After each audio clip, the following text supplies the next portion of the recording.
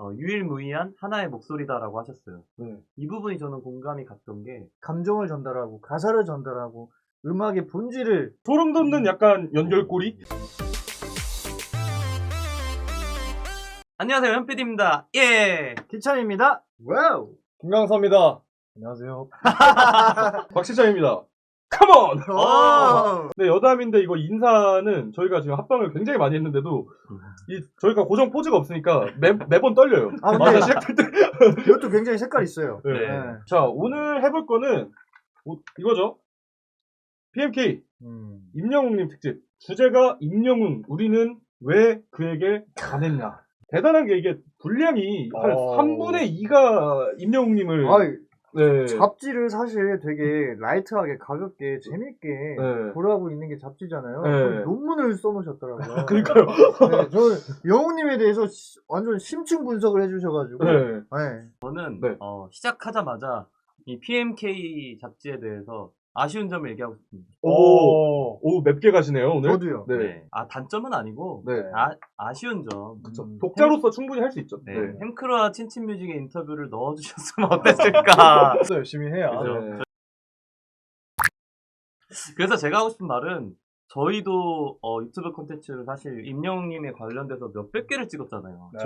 그러면 정말 해온 말이 어마어마하게 많은데 좀 이렇게 글로 실리면 얼마나 좋았을까. 근데 좋았던 건 저희보다 훨씬 뛰어나시고 저희보다 너무 이제 프로이신 현역에 있는 음악가 분들이 좋게 글을 남겨주셨는데 네. 저희가 또 어떤 부분은 저희가 공감을 하고 어떤 부분은 좀 어려운 말이라 저희가 풀어드리고 이런 시간이 오늘 가지면 좋을 것 같아서 일단은 가격 같은 경우는 배송비 포함 15,000원 줬습니다. 아, 저희는 공식 사이트에서 구매했고요. 저는 그 전문가평 이후에 좀 좋게 봤던 내용이 이 트롯의 역사, 맞아. 트롯의 역사를 이것도 분량을 꽤 길게 예전에 친친뮤직 채널에서도 트롯의 역사를 다뤄볼까요? 라고 구독자분들께 여쭤본 적은 있지만 이게 사람이 실천을 해야 되는데 이 게을러가지고 못했거든요. 사실 자료도 잘 없고 알아보는 게 어려운데 그거를 진짜 쫙 이렇게 정리해 주셔서 저는 그것도 되게 유익했던 것 같아요. 이렇게 임영웅님을 통해서 어떻게 보면 음악의 역사까지 딱 이렇게 여러분들께 전달을 해주는 것까지 완벽했고 중간중간에 또 실린 임영웅님 화보들이 또 팬분들이 너무 좋아하시지 않았을까라는 생각이 좀 듭니다. 네. 저는 개인적으로 잡지라는 거를 이제 군대에서 많이 읽다가 어떤 잡지? 왜 그러시죠? 아니 무슨 GQ랑 에스콰이어랑 뭘 생각- 아니. 어쨌든 뭐 잡지를 군대에서 이제 많이 보다가 제대하면 이렇게 옷 입어야지 이거 사야지 뭐 이렇게 많이 보다가 근데 사실 잡지를 구매해도 결국엔 본인이 관심 있는 페이지만 보게 돼요. 맞아요. 그렇죠. 근데 저는 이 PMK를 이번에 처음 알게 됐는데 이런 잡지가 있었구나 하는 걸 느낀 게 팬의 입장에서는 본인의 이제 애정하는 가수가 나왔을 때 그 잡지가 완전 본인의 가수 특집인 거잖아요. 그쵸. 진짜. 그래서 이게 뭐 사실 음악만 안 들었지 그냥 앨범을 받은 거나 다름이 없다. 이런 느낌을 받았어요. 일단은 전문가님들이 의견을 남겨주셨죠. 그래서 가장 저희가 인상적으로 좀 들었던 그런 평들이 혹시 있으신지 그러면 현 PD님 혹시 있으신가요? 저부터 해보겠습니다. 일단 저는 그 윤일상 작곡가님이 네. 좀 윤일상님 의견이 어떤 점이 가장 좀 인상 깊으셨나요? 일단은 윤일상 작곡가 프로듀서님 같은 경우는 네. 많은 분들이 아실 수도 있지만 네. 모르시는 분들을 위해서 한번 설명을 드리자면 네.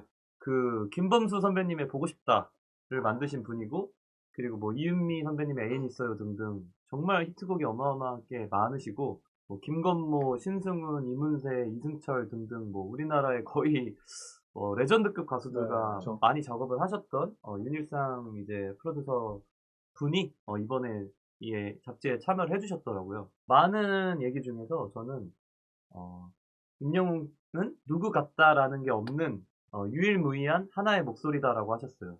이 부분이 저는 공감이 갔던 게 사실은 많은 대중음악이 발전을 하면서 어떤 사람의 창법을 따라하거나 어떤 사람의 목소리를 따라할 수밖에 없는 게 그렇죠. 우리나라의 이제 실용음악이나 대중음악에 대한 교육이 또 카피부터 시작을 해요.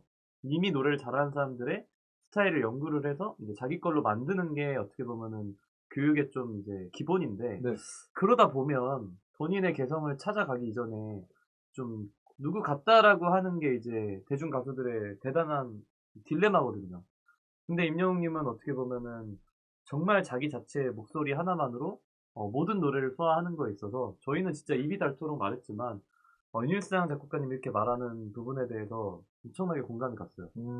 그리고 이제 비브라토를 많이 구사하지 않는데 호흡으로 공간을 채운다 라고 하셨는데 이 부분도 엄청나게 공감이 되는 게 사실은 노래를 잘해 보이려면 많은 스킬들이 필요하잖아요. 그쵸. 근데 이제 특히 비브라토를 안 쓸수록 사실 잘하는 가수라는 게 예전부터 말이 있었거든요.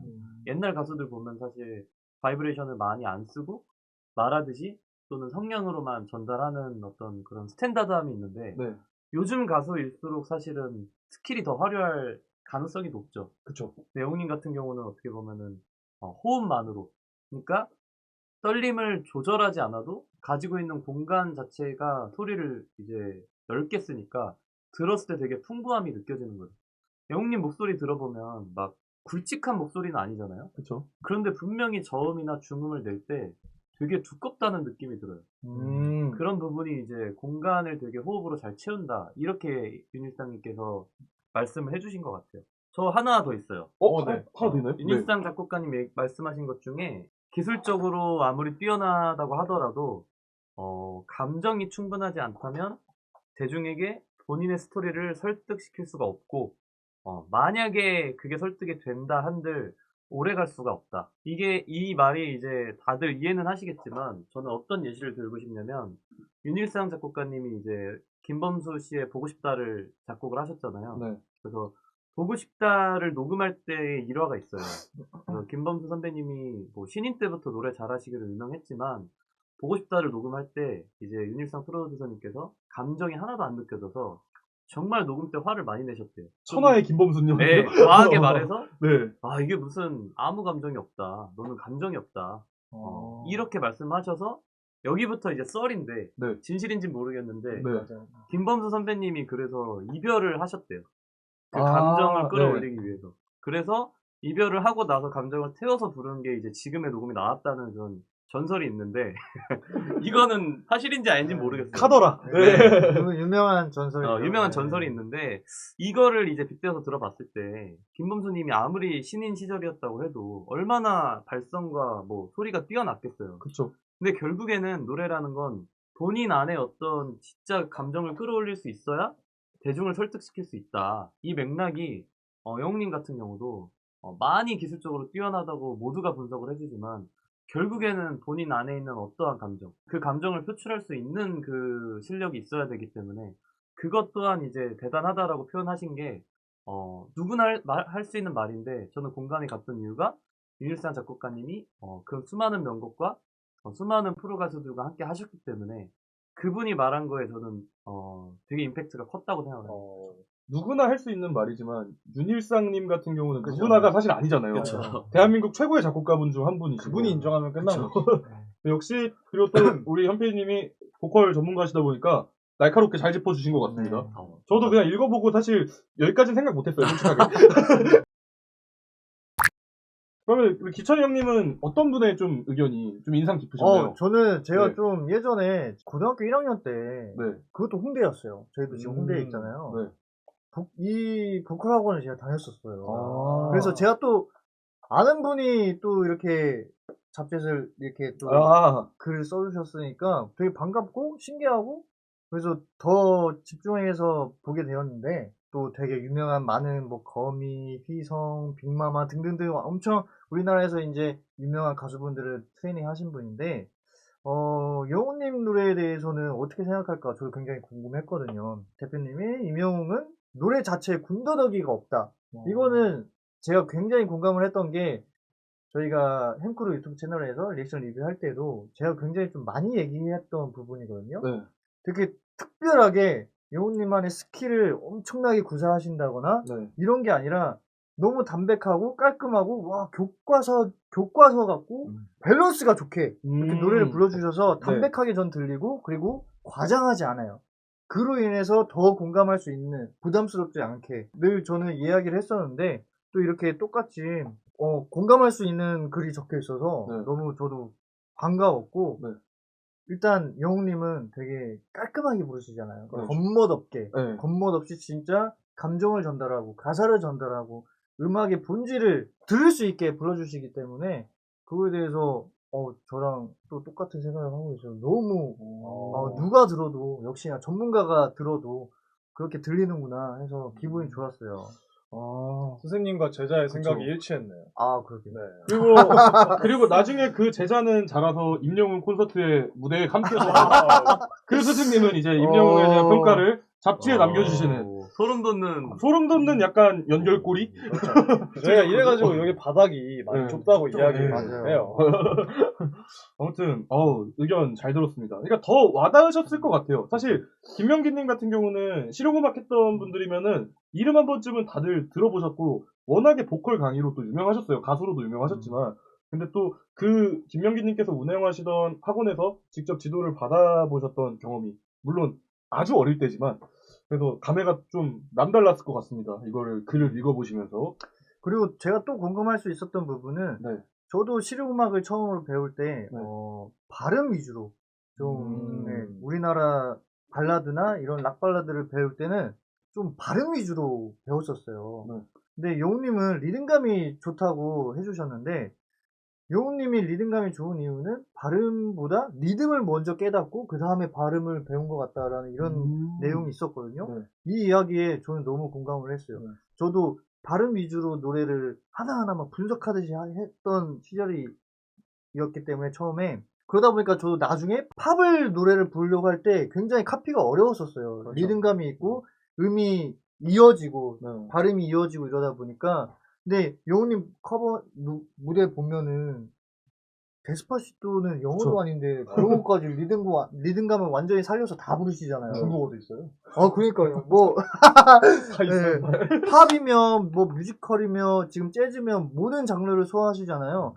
예전에 저희 스승님이 이렇게 말씀을 해주셔서 확 이해가 되더라고요. 네. 왜냐면 이게 한글이라는 게 모든 발음에 거의 받침이 있고 맞아요. 영어나 일본어보다 유연하지가 않아서 사실은 이렇게 좀 어려운 부분이 있는데 그 리듬을 먼저 익히게 되면 이 다다다다다 이걸 이제 부드럽게 풀어서 하는 연습을 먼저 하게 되면 여기에 이제 발음을 얹히기만 하는 거죠. 그죠. 네. 그러면 눈물이 난다 이런 식으로 발음을 세게 안 해도 들었을 때 이제 부드럽거나 힘있게 들릴 수가 있는데 이게 정말 간단한 이론 같지만 좀 이런 실용음악이 많이 발달하기 이전에는 또는 지금도 이 부분에 대해서 좀 명확하게 티칭을 이제 못 해주시는 분들도 계시고 좀 이제 한국어 특유의 발음 때문에 노래를 배우기가 사실 어렵거든요. 저도 가장 공감됐던 의견이 기천이 형이 말씀하신 그 리듬감. 진짜 근데 노래뿐만 아니라 뭐 연주가 됐던 춤이 됐건 사실 일단은 리듬을 탈 줄 알아야지 뭐 발음을 하든 네. 뭐 스킬을 쓰든 그렇게 되는 건데 리듬을 타야 일단 음악이 완성이 되거든요. 그죠. 박자에 올라타줘야 음악의 조화가 이루어지는 건데 뭐 다른 김명기님께서 많은 말씀을 해주셨지만 저도 이 구절이 가장 큰 공감이 되지 않았나. 어떻게 보면 임영웅님이 그걸 근데 진짜 잘하시죠. 그렇기 때문에 장르에 대한 그런 이 경계가 없지 않나. 근데 한계가. 거기에다 영웅님은 또 리듬감이 좋은데 발음까지 맞아요. 네. 좋으시잖아요. 네. 그게 진짜 그래서 교과서적인 것 같다라고 더 얘기를 하게 되는 것 같아요. 네. 음정 박자는 얘기할 것도 없고 네. 그리고 뭐 저음, 중음, 고음 골고루 밸런스가 잘 잡혀 있으셔가지고 단점을 찾아보기가 어렵죠. 어떻게 보면 굉장히 철벽 방어가 되어 있는 네. 보컬 실력을 갖고 계셔가지고 네. 철벽 방어. 네. 단점을 찾지 못하게 네. 하겠다. 네. 네, 아주 바늘구멍도 없이 네. 네. 좋은 의견 잘 들었고요. 그럼 우리 김강사님은 어떤 전문가분의 평이 좀 기억에 남으셨나요? 저